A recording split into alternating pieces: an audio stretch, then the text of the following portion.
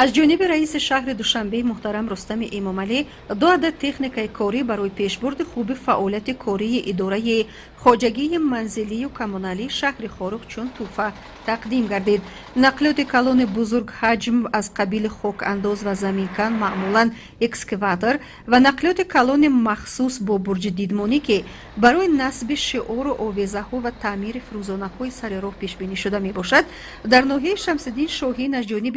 نمایندگان مقامات اجرایی حکومت دولتی شهر دوشنبه و نمایندگان مقامات اجرایی حکومت دولتی شهر خاروق سپرده شدند. نمایندگان مقامات اجرایی حکومت دولتی شهر دوشنبه ابراز داشتند که چنین کمک ها من بعد نیز برای اداره و کارخانه های مرکز ولایت شهر خاروق دوام یافته همچون نمونه بهترین همکاری و دستگیری بهر پیشرفت و وسعت ساحه های مختلف جامعه مرکز ولایت مختار کوهستان بدخشان راه اندازی خواهند شد. نمایندگان شهرداری خاروق اظهار داشتند که این کمک نخستین رئیس شهر دوشنبه رستم امامعلی برای مرکز ولایت نبوده، خاروقیان همیشه از دستگیری ها و کمک های سر وقتی و پیوسته رئیس شهر دوشنبه قناعتمند بوده اظهار سپاس دارند. ما کارمندان خواجگی منزلی کمونالی شهر خاروق بسیار خرسند از آن هستیم که بار دوم است که از طرف رئیس شهر دوشنبه محترم رستم امامعلی تکنیکا و با کارخانه کمک کرده می شوند.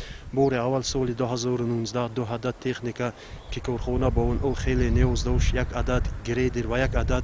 ماشین آبپاشک که بسیار عمله کمک رسانیده شد و حاضر باشد 2 عدد تکنیکای دیگر، 1 ماشین اکسواتور و 1 تکنیکای ماشین باربردار کمک رسانیده شد.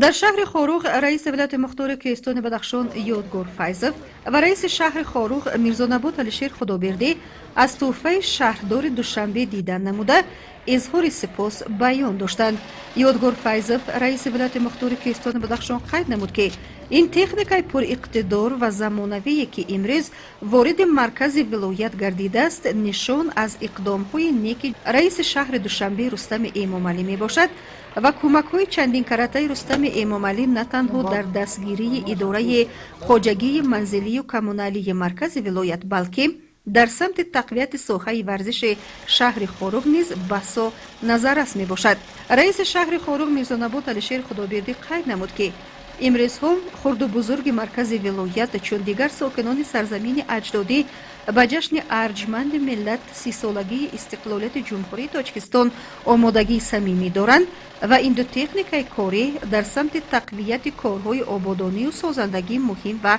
سر وقتی می باشد. از نام کل کارمندان خواجگی منزلی کمونالی شهر خاروق و رئیس مجلس ملی مجلس عالی جمهوری تاجیکستان رئیس شهر دوشنبه محترم رستم امامعلی برای کمک تکنیکای کمونالی اظهار منتداری خویش را بیان می نمایند. امروزه خواجگی منزلی کمونالی به تکنیکای کمونالی نیاز دارد و سالهای زیاد کارخانه تکنیکای کمونالی از اون جمله بولدوزر نداشت و اینک خوشبختانه نه خیلی قدیم با کمک رئیس شهر دوشنبه تکنیک بولدوزر دسترس گردید. گفته شد که به شهر خاروق به مرکز ولایت مختار کوهستان بدخشان به شهری که یکی از مرکزهای رشد سیاحی مملکت محسوب می‌یابد توجه حکومت جمهوری تاجیکستان بسا زیاد است. خود موقع جغرافی شهر خاروق نیز جالب است زیرا آن در بین کوههای گردونرس وطن در بلندی زیاده از 2200 متر از سطح بحر دامن گسترده است و با جانبداری های پیوسته حکومت جمهوری تاجیکستان و توجه اساسگذار صلح و وحدت ملی پیشوای معظم ملت امامعلی رحمان خاروق زینه به زینه رشد و نمو دارد.